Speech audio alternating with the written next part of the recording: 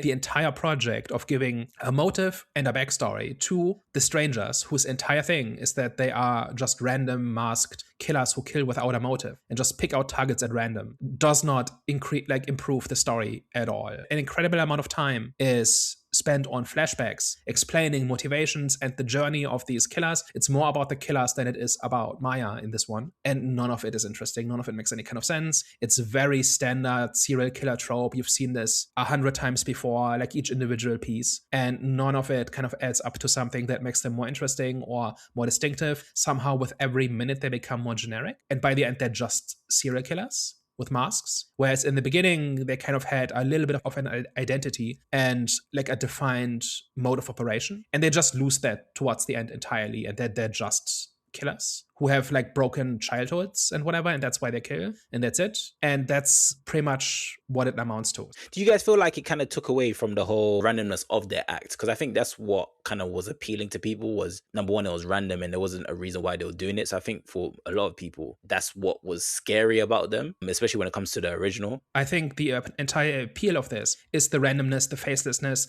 that this could have happened to anybody, and just shifting the perspective to the killers and elaborating on their traumas and their emotional states and how they pick targets and whatever. None of that, I think, adds to that. And then what it substitutes it with, I don't think is all that interesting. Now, in fairness, it is still the case that they pick their targets more or less at random, right? And it's still, people come into town and they seem like easy targets, and so they get picked, right? Like that's kind of what it is. Like, I don't think that adds anything interesting. I don't think that adds any other dimension, or it doesn't recontextualize anything. It's just ill-conceived from the start, because ultimately it's just a random killing. I think the one interesting thing that kind of got my attention in the entire movie is the cop who is the father of Scarecrow, and he essentially loves his son so much that he's been covering up his crimes. Like that this kid is just so psychologically broken that he keeps killing, and the father keeps using his power as a local sheriff to cover up for those crimes. And for a while they had a deal about who gets targeted and how the killings happen in a way that doesn't draw too much attention. It is implied that